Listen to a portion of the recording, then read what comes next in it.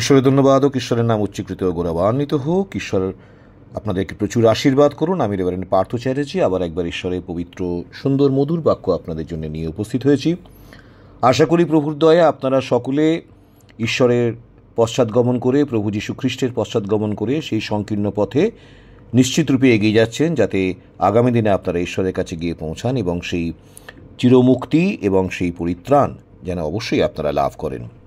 আজকে যে বিষয়টি নিয়ে আমরা আলোচনা করব সেটিকে যদি ইংরেজিতে বলা যায় তাহলে তাকে বলতে হবে চুজিং কন্টেন্টমেন্ট ওভার কম্প্যারিজন।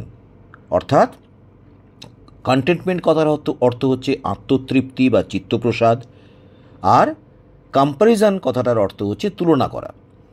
তাই মানুষকে ঈশ্বর শেখাতে চান যে তোমরা অপরের সঙ্গে নিজেদেরকে তুলনা করো না, কিন্তু আপন আপন চিত্তে তোমরা আত্মতৃপ্ত থাকো, তোমরা চিত্তপ্রসাদ লাভ করো।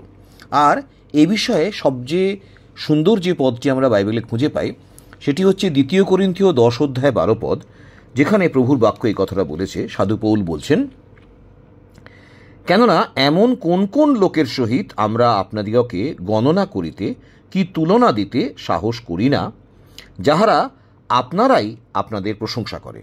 অর্থাৎ প্রথমেই সাধু পৌল বলছেন যে মানুষরা নিজেদের প্রশংসা করে তাদের সঙ্গে আমরা কখনো নিজেদেরকে কম্পেয়ার করি না, কখনো নিজেদেরকে তুলনা করি না, কিন্তু উহারা আপনাদের পরিমাণদণ্ডে আপনাদিগকে পরিমাণ করে এবং আপনাদের সহিত আপনাদের তুলনা করে বলিয়া বুঝে না।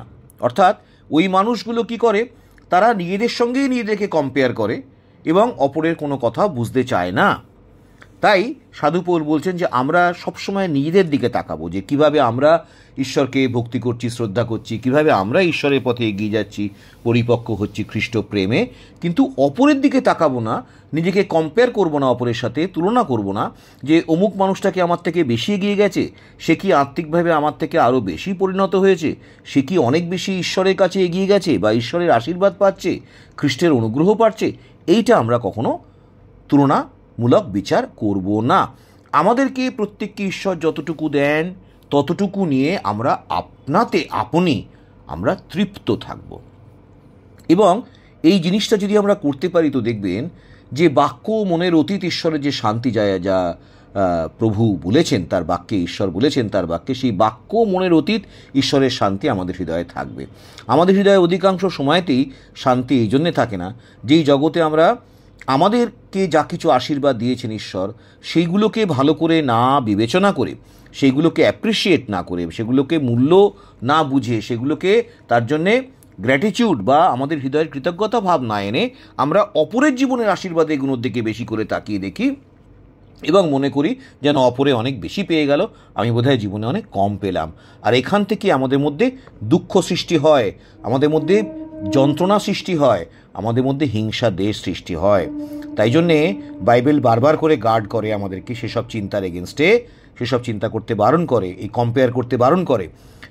আমরা হিতোপদেশ 14 অধ্যায় 30 পদ যদি আমরা দেখি, যে পবিত্র বাইবেল সেখানে আমাদেরকে পরিষ্কার করে বলে দিয়েছে, সেই হিতোপদেশ 14 অধ্যায় 30 পদে, যে আমরা যেন অপরের সঙ্গে নিজেকে কম্পেয়ার করার সেই ফাঁদে না পড়ি।